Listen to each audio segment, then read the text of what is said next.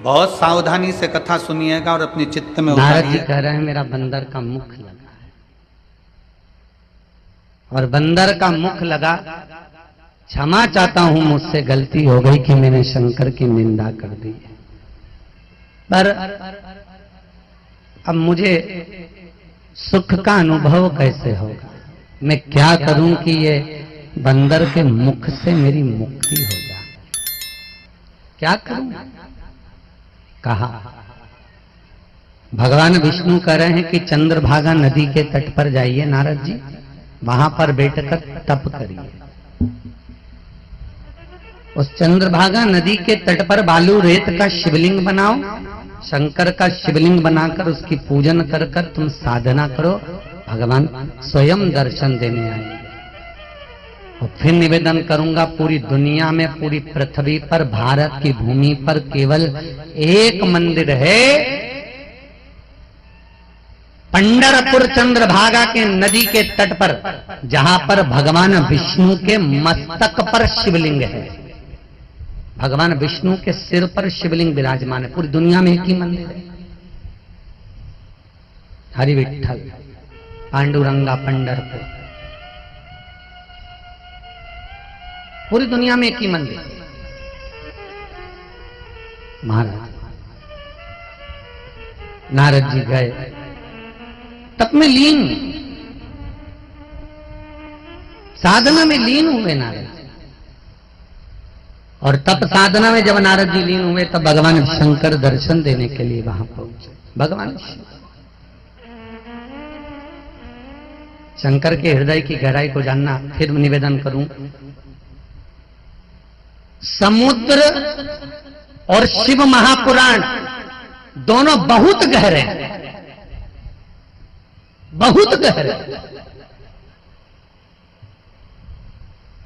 भागवत जी में 18,000 श्लोक हैं, शिव महापुराण में 24,000 श्लोक हैं। समुद्र और शिव महापुराण दोनों बहुत गहरे हैं, बस अंतर इतना है, जो समुद्र में डूबता है वो मर जाता है, और जो शिव महापुराण में डूबता है वो तर जाता है। जो एक बार डूबा वो तर जाता। जो शंकर के संवाद में, शंकर की कथा में जो डूबता है वो तर रहा, आनंद। कितना कृपा का सागर है वो, कितना दयालु। एक चोर चोरी करने के लिए शंकर जी के मंदिर में आया। शिवरात्रि का दिन था, एक छोटा सा दिया था, उस दिए में उसको चोरी का सामान नहीं मिल रहा था, चोरी का सामान। उसने अपने तन के जो कंधे पर पिछोड़ा रहता है उसको उठाया, त्रिशूल में लपेटा, दिए से आग लगाकर चारों तरफ घुमा घुमा कर देख रहा था कि चोरी का सामान कहां है। चोरी का सामान ढूंढता ढूंढता मंदिर में उजाला हो गया। शंकर भगवान प्रकट हो गए, मांग तुझे क्या चाहिए। उसने कहा प्रभु मैं तो चोर हूं, चोरी का सामान लेने आया था, चोरने के लिए आया था। भगवान शंकर ने कहा आज शिवरात्रि के दिन तूने मेरे मंदिर में प्रकाश करा है, जा मैं तुझे वर प्रदान करता हूं कि तू कुबेर के सिंहासन पर बैठेगा। कुबेर की कुर्सी से कुबेर को नीचे उतार दिया और उस चोर को कुबेर बना दिया। जिस कुबेर की तुम दिवाली पे पूजन करते हो वो चोट्टा है, चोर।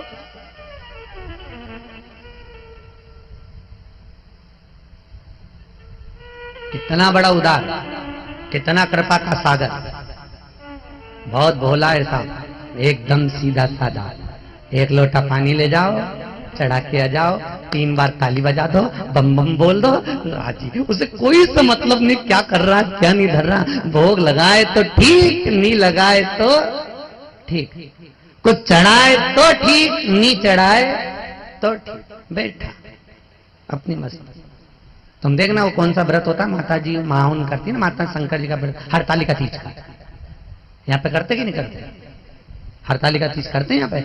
हरतालिका तीज वाले दिन ऐसे पाटे पे थाली में बालू रेत का शंकर जी बनाए। यहाँ बनाते कि नहीं बनाते? अरे बोलो तो बनाते। शंकर पार्वती सब बनाए और गांव की माताएं सब इकट्ठी एक साथ बैठ जाए, सब अपना अपना घर से थाली में सामान सजा सजा के लाए, शंकर जी के ऊपर सब चढ़ाती जाए सारा सामान, भुट्टा भी, ककड़ी भी, नारियल भी, ब्लाउज का पीस भी, और सब सामान चढ़ा चढ़ा के भगवान ने सब दबा दबाया बैठा अंदर, और ये पूरी रात चढ़ाती जाए। पार्वती जी बोली भोलेनाथ, शंकर भगवान बोले चुपचाप बैठी रही, अब तो सवेरे 4 बजे हटेगा। बैठी अंदर दबी दबाई बैठी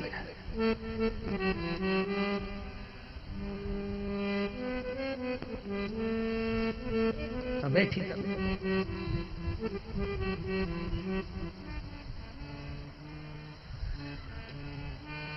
और उसके बाद भी भजन गा गा के चिल्ला चिल्ला के, तांबा का हंडा में ताको धरो पानी, नीन हाय भोला नहवा के दूंगी, भोले को अपना बना के दूंगी। तो शंकर जी भी सोच रहा अब कई बनाएगी, मारे तो दबा दबा के मारे दे रही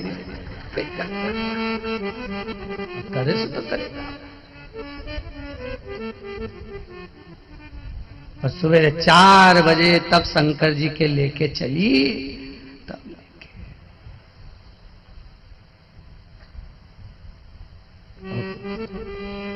कुछ नहीं खाए। उस दिन हड़ताल रहती है ना खाने की, हाँ कुछ नहीं खाए। बस 2 ही व्रत होते जिसमें माताएं हड़ताल करती खाने की, है ना, एक हड़ताली का तीज का व्रत और एक वो जी में चलनी में मुंडा देखे, एक वो व्रत। अच्छा मुझे ईमानदारी से बोलो री जी हाँ, अरे ओ पान तलाई वाली हो, सब ईमानदारी से बोलना, तुम्हारे भूखे रहने से करवा चौथ के दिन पति की उम्र बढ़ जाती है क्या? बिल्कुल सही बोलना।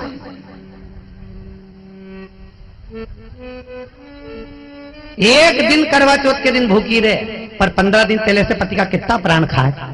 बोल ईमानदारी से बोल। अगर 30 साल से साड़ी तक नहीं दिलाई, मैंने कहीं करवा चौथ करो, पता हमारे कहीं नहीं दिला, अभी इतना प्राण खाए और एक दिन कहीं नहीं खाए तो लेवल बराबर हो जाए, कई दिक्कत। ईमानदारी से बोलो, तुम्हारे भूखे रहने से पति की उम्र बढ़ती है क्या?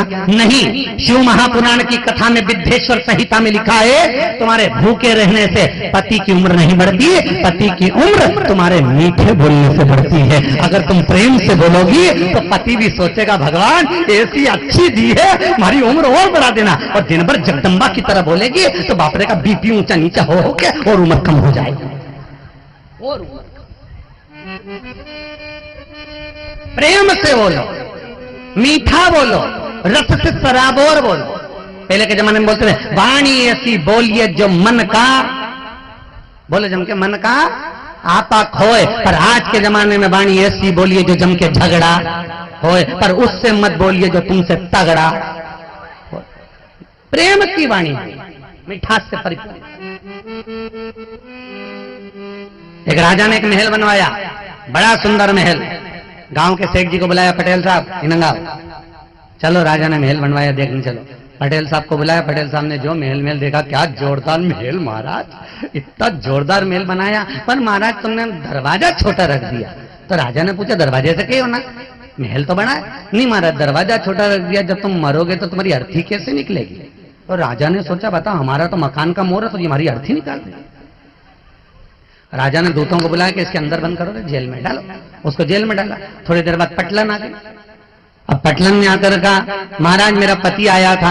राजा ने कहा तेरे पति को बोलने के लक्षण नहीं, क्या क्या महल अच्छा बनाया, दरवाजा छोटा रख दिया, जब राजा तू मरेगा तो तेरी अर्थी कैसे निकलेगी? इतने में पटलन बोली महाराज मेरे पति को तो बोलने के लक्षण नहीं, उसको क्या करना, अर्थी कैसे निकालेंगे? राजा को काट काट के निकाल देंगे।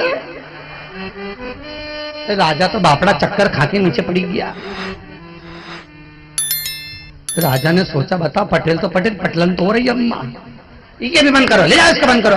अब उसको भी बंद करो। थोड़ी देर बाद उनका छोरा आ गया और छोरा आया महाराज मेरे माता पिता आए थे। राजा ने कहा तेरे बाप को बोलने के लक्षण नहीं, क्या कि महल अच्छा बनाया, दरवाजा छोटा रख दिया, जब राजा तू मरेगा तो तेरी अर्थी कैसे निकलेगी और तेरी माता के काट काट के निकाल देंगे। इतने में छोरा बोला महाराज ना तो मेरे बाप को बोलना है ना मेरी माँ को बोलना है, उन्हें कहीं करना, अर्थी कैसे निकालेंगे, राजा को अंदर ही जला देंगे,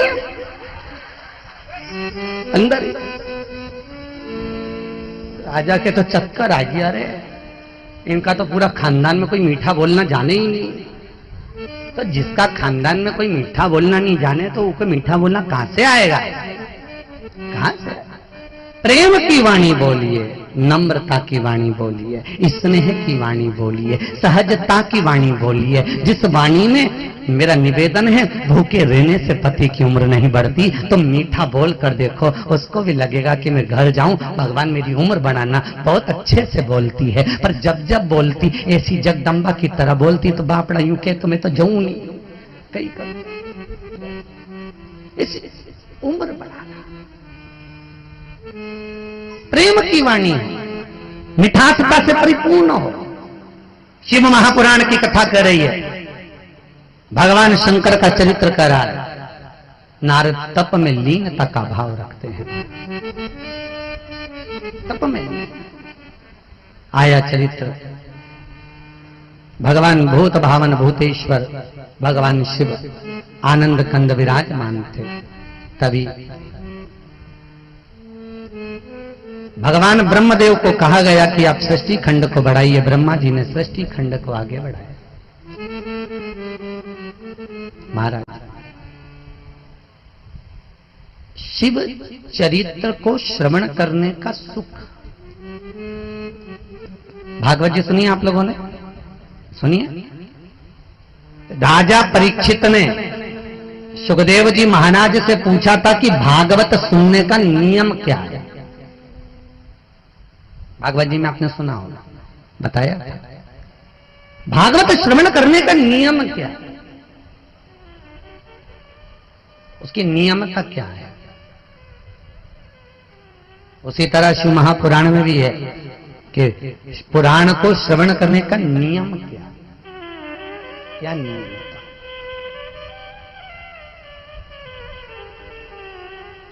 हमारे बीच में संत महाराज पधार रहे हैं, एक बार जोरदार ताली बजाकर स्वागत करें। अपनी जगह पे सब बैठे रहें, बाकी के ताली बजाकर स्वागत करें। नियमता का भाव,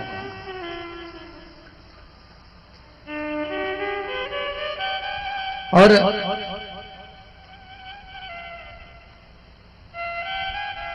कथा श्रवण करने का नियम क्या है, भगवान पूछ रहे हैं महाराज, उसका नियम बताए। नियम तो कहा, बहुत सुंदर संवाद, जैसे सुखदेव जी महाराज ने राजा परीक्षित को कहा था, एक फल का सेवन करो, एक कथा को श्रवण करो जो जीवन का सुख देने वाली है, भगवत तत्व को जो धारण करने वाली हो, उस कथा के रस तत्व को अपने जीवन में उतारो, भले किसी भी रूप में उतारो। महाराज शिव महापुराण की कथा कहती है, भले एक क्षण की भी अगर पुराण मिले तो जीवन में अपने उतारने का प्रयास करिए। एक क्षण भी, एक पल भी।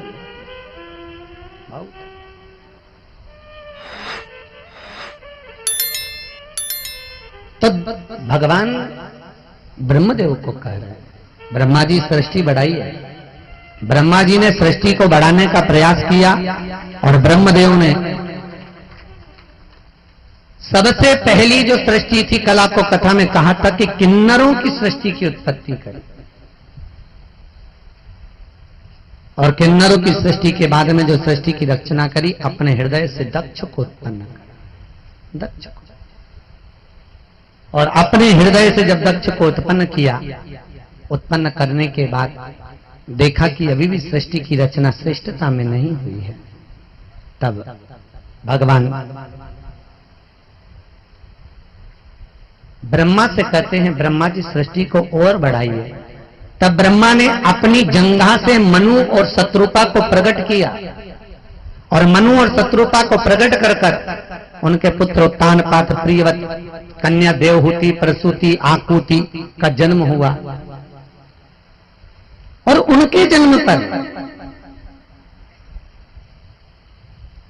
माता प्रसूति का जो विवाह है वो दक्ष प्रजापति के साथ किया। दक्ष प्रजापति के साथ में जब माता प्रसूति का मंगल विवाह होता है, समय बीता, बहुत कन्याओं का जन्म हुआ, सारी कन्या बिहाई गई, पर मन में आज भी दक्ष प्रजापति के भाव आया और वो मां जगज्जननी जगदम्बा दुर्गा भवानी से विनती कर रहा है, हे मां, हे जगदम्बा, हे दुर्गा भवानी कृपा करिए। मां ने पूछा क्या चाहिए तुम्हें? ए दक्ष, तुम्हें चाहिए क्या? दक्ष प्रजापति कहते हैं मां, मेरे घर में एक बेटी का और जन्म हो जाए। जगज्जननी दुर्गा भवानी हंसकर बोली, रे दक्ष प्रजापति, तेरे घर में 60 कन्याओं का जन्म हो गया, इतनी सारी बेटियों का जन्म होने के बाद तो लोग लड़के को मांगते हैं, पुत्र मांगते हैं, और तू पुत्र ही मांग रहा, फिर बेटी। बहुत ध्यान देना भाई, बेटे का जन्म भाग्य से होता है, पर बेटी का जन्म भाग्य को 100 गुना कर लीजिए, सौभाग्य से होता है। माता बेटी का जन्म, और बहुत ध्यान रखें, बेटी अगर जन्म ले तो ये मत सोचना कि इसका विवाह कैसे होगा, कहां से आएगा, कैसे क्या होगा, बिल्कुल छोड़ दो। 3 के भाग्य का धन हर व्यक्ति को मिलता है, गौ माता के भाग्य का, संत ब्राह्मण के भाग्य का, और बहन बेटी के भाग्य का। 3 के भाग्य का धन हर व्यक्ति को मिलता है। पहला गौ माता के भाग्य का, यदि गाय को 1 रोटी दी है, गौ माता के निमित्त से तुमने 1 रुपया निकाला है, गौ माता के निमित्त से चारा निकाला है, गौ माता को अगर 1 रोटी का निवाला भी तुमने दिया है तो उसके भाग्य का धन तुमको मिलेगा। किसी संत ब्राह्मण को यदि 1 अन्न का दाना दिया है, किसी संत ब्राह्मण को यदि 1 गिलास जल भी तुमने पिलाया है तो उसके भाग्य का धन तुमको मिलेगा। मैं तो धन्यवाद दूंगा इस पानतलाई की माताओं को। आप जब भी अपने घर से आती हैं थोड़ा सा अनाज बांध कर लाती हैं। मुझे कभी रोज 2 दिन से 3 दिन से देख रहा हूं, मुझे भगवान कृष्ण की वो कथा याद आ गई, राजा कर्ण वाली। आप लोगों ने भागवत में सुनी होगी राजा कर्ण की कथा, कि भगवान कृष्ण राजा कर्ण को देखकर रो रहे थे। भागवत में आपने सुनी होगी इस कथा को। भगवान कृष्ण राजा कर्ण को देखकर रो रहे हैं। क्यों? क्योंकि राजा कर्ण पूरी जिंदगी में सोने का दान करा था इसने, सोने के आभूषण, सोने के रत्न, सोने के माणिक मोती, सब सोना दान करा, पर राजा कर्ण ने कभी अन्न का दान नहीं किया था, कभी अन्न का दान नहीं किया। भगवान की आंख में आंसू थे आज, क्योंकि आज राजा कर्ण को मरना है, अंतिम सांसें हैं राजा कर्ण की, आज मरेगा ये भगवान को मालूम था, आज मरने जा रहा है। और भगवान बड़ा विचार करा भगवान ने कि राजा कर्ण को 1 मौका दे दूं कि ये अन्न का दान कर दे। और भगवान कृष्ण ने राजा कर्ण के प्राण जब हरते से राजा कर्ण जमीन पर, भूमि पर, कुरुक्षेत्र के मैदान में पड़ा हुआ था, जमीन भूमि पर पड़ा। और राजा कर्ण जब भूमि पर पड़ा था, श्वासें चल रही थी राजा कर्ण के, प्राण छूटे नहीं थे राजा कर्ण के। भगवान कृष्ण राजा कर्ण के पास पहुंच गए। राजन, ए राजन, राजा कर्ण बोले, वसुदेव आप आए हो? कृष्ण आप मेरे मरने पर आए हो? भगवान कह रहे हैं, कर्ण मैंने सुना है तू बहुत बड़ा दानवीर है, बहुत बड़ा दानवीर। मैंने सोचा चलो मैं भी थोड़ा सा दान मांग लूं, कुछ देगा? कर्ण मृत्यु की सैया पर पड़ा हुआ रोता हुआ कहता है, अरे कृष्ण तुम मांगने भी आए तो कब, जब मैं मर रहा हूं तब, जब मेरे प्राण छूट रहे तब तुम मांगने आए हो। अगर पहले आते तो जो मांगते देता, अब तो मैं मरने जा रहा हूं। भगवान करने लगे तो क्या हुआ, दान करने वाला तो कभी भी दान दे सकता है। लाओ हे राजा कर्ण, जिंदगी में मैंने कभी तुमसे कुछ नहीं मांगा, आज तो मुझे कुछ दान दे दो। भगवान बार बार कह रहे हैं, राजन कुछ दे दो। कर्ण कहता मेरे पास कुछ भी नहीं है। तब भगवान कृष्ण ने चतुरता अपनाई और भगवान को लगा, अरे इसके हाथ से कुछ दान कराना चाहिए। अरे भगवान करे, कर्ण अगर तेरे पास कुछ नहीं है तो आसपास में कुछ पड़ा हो तो वो ही दे दे। क्योंकि भगवान इतने चतुर थे, भगवान को मालूम था कि ये इसके पास कुछ नहीं रहेगा, तो भगवान ने इसके शरीर को बाण से जब बाण लगा था तब पटकवाया ऐसी जगह जहां पर धान पड़ा था। क्या पड़ा हुआ था? धान, चावल पड़े थे, चावल पड़े, उसके पास में पटकवाया इसको। भगवान कह रहे तेरे आसपास में कुछ पड़ा हो तो दे दे। तो इतने में राजा कर्ण बोलता है मैं काय को आसपास का उठाकर दान करूं? अगर दान करूं तो मेरा खुद का दान करूं, मैं काय को उठाकर दान करूं? भगवान ने फिर सिर को पकड़ा, अरे मूर्ख, अभी भी मौका है, तेरे पास में धान पड़ा, चावल पड़ा है, कर लेता। पर नहीं, भगवान जाने लगे तो कर्ण ने कहा रुक जा, हे कृष्ण रुको, मैं तुम्हें दान देना चाहता हूं। क्या दोगे? कर्ण ने कहा मेरा ऊपर का एक दांत सोने का है, तोड़ ले। भगवान कृष्ण हंसकर बोले बताओ अभी भी दे रिया, मरते हुए भी तो सोना ही दे रिया, अभी भी सोना। मेरा ऊपर का दांत सोने का है, निकाल ले कृष्ण। भगवान कृष्ण ने बात को पलटा और पलटकर भगवान कृष्ण ने कहा हम काहे को किसी का दांत तोड़े, और वो भी मरने जा रही है, और मरते हुए व्यक्ति का दांत तोड़ेंगे तो ऊपर जाके क्या मुंडा दिखाएंगे? लोग कहेंगे बताओ मरने वाले का दांत तोड़ दिए बेचारे का, या मरी रिया था तो काहे को तोड़ा? रहने दो, हम नहीं ले रहे। भगवान जाने लगे तो कर्ण ने कहा रुक जा, ए कृष्ण रुको, मैं अभी देता हूं। कर्ण ने हाथ बढ़ाया, भगवान कृष्ण को लगा अब तो चावल उठा के देगा, पर भगवान को क्या मालूम था कि तो भाटा उठा रिया था। उनको लगा चावल उठा रही है तो भाटा उठाया, और भाटा उठा के अपने मुंह पे दो दिया, दे के सोने का दांत हाथ में लिया। भगवान कृष्ण से कहा ले मैं दान दे रहा हूं। भगवान ने फिर बात पलटी, भगवान ने कहा ये रक्त में सना हुआ दांत हम लेंगे तो अच्छा दान नहीं है, ये रक्त में सना हुआ सोने का दांत हम नहीं ले सकते। कर्ण ने वही पत्थर को उठाकर आकाश में फेंका, इंद्रदेव को लगा, इंद्रदेव ने जल वृष्टि करी, दांत धुल गया। कृष्ण को कर्ण ने सोने का दांत दे दिया। कर्ण मर गया, प्राण छूट गए, ऊपर गया तो भूख लगी, मुझे भोजन लाया जाए। सोने की थाली में सोने की पूरी, सोने की सब्जी, सोने का हलवा, सोने का पापड़, सोने का गुजिया, सोने की पपड़िया सब लाई गई। कर्ण खाए तो दांत टूट जाए, ये तो सुना ही सुना। इतने में धर्मराज ने कहा अरे पृथ्वी पर जाकर तुमने केवल सोना दान करा था, इसलिए ऊपर भी सोना ही मिल रहा है। कर्ण कहता है मुझे अन्न नहीं मिलेगा, तूने अन्न दिया कब? कर्ण की आंख में आंसू भर गए, भगवान कृष्ण को याद करा, मरते समय तुझे भी सोना दिया था, 5 मिनट जा। भगवान कृष्ण सामने खड़े थे कर्ण के, मांग कर्ण क्या चाहिए? कर्ण कहता है मेरे को थोड़ा सा समय नीचे वापस भेज दो, मैं अन्न का दान करना चाहता हूं। भगवान कृष्ण ने कहा पुले मुझे फील्डिंग जमाने दे। भगवान कृष्ण नीचे गए, कुंती से जाकर कहा माता कुंती ये जो कर्ण मर रहा है ये तुम्हारा पुत्र है, जाओ इसका प्राण निकल गए हैं, इसके शव को कोई पक्षी खा जाएंगे, कोई पशु खा जाएंगे, जाओ नीचे। कुंती को भगवान कृष्ण ने कर्ण के पास बिठा दिया। 16 दिन तक माता कुंती कर्ण के शव को देखकर रोती रही, और भगवान कृष्ण ने धर्मराज से कहकर राजा कर्ण के प्राणों को पृथ्वी पर भेज दिया कि जा अन्न का दान कर। 16 दिन तक राजा कर्ण ने अन्न का दान दिया। हिंदू धर्म में आज भी वो 16 दिन 16 श्राद्ध के माने जाते हैं, आज भी जो राजा कर्ण के थे वो 16 दिन 16 श्राद्ध के। इतना अन्न दिया कि अन्न का भाग। तो मैं माताओं को कई बार वो थैलियां लेकर आती है, कहीं गेहूं ले, तो देखकर बड़ा मेरे को लगता है कि उन्होंने भागवत कितनी दिल से सुनी होगी राजा कर्ण की कथा, कि इनको आज तक याद है कि अन्नदान का महत्व क्या है, अन्नदान की पूंजी क्या है, अन्नदान की श्रेष्ठता क्या है, उसको शुद्धता है। और फिर निवेदन है माताओं,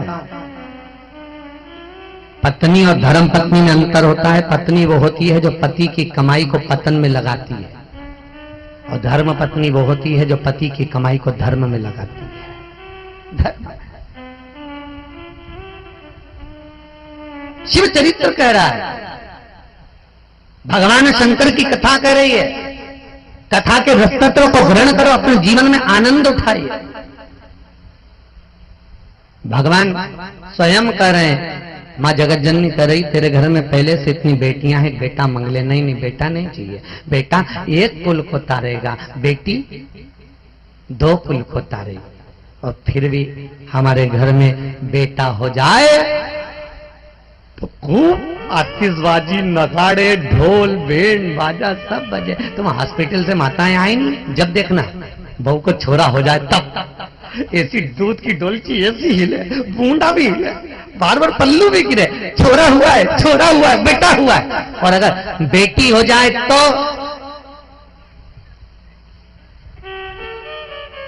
ना डोलची हिले, ना मुंडा हिले, ना पल्लू हिले। ऐसी कैसी जाए बेटी हो। 3 के भाग्य का धन हर व्यक्ति को मिलता है, बेटी के भाग्य का, गौ माता के भाग्य का, संत ब्राह्मण के भाग्य का धन जरूर मिलेगा। गौ माता को रोटी दी है, उसके भाग्य का धन जरूर मिलेगा। संत ब्राह्मण को अन्न का दान दिया है, संत ब्राह्मण को भोजन कराया, पानी पिलाया, उसका भाग तुमको जरूर मिलेगा। और बहन बेटी के भाग्य का, अगर तुम्हारे घर में कन्या ने जन्म लिया है, बहन बेटियों ने जन्म लिया है, तो उसके भाग्य का धन तुमको जरूर मिलेगा, प्राप्त होगा, मिलेगा।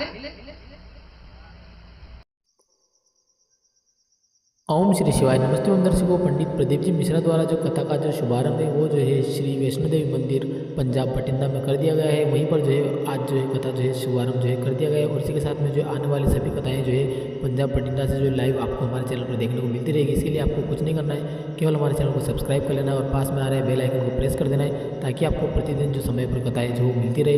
इसी के साथ में और भी जो है सारी कथाएं हमारे चैनल पर आपको देखने को मिलती रहेगी। इसके लिए आपको जो है चैनल को सब्सक्राइब कर लेना है। और पंडित प्रदीप जी मिश्रा जो भी कथा में उपाय बताते हैं या फिर जो भी कथा के दौरान वाचन करते हैं, वो सारा जो है हमारे चैनल पर आपको देखने को मिलता रहेगा। तो पंडित प्रदीप जी मिश्रा द्वारा आने वाली सभी कथाओं को सुनने के लिए हमारे चैनल को आपको सब्सक्राइब कर लेना है। इसी के साथ में मिलते हैं अगली कथा में, तब तक के लिए हर हर महादेव।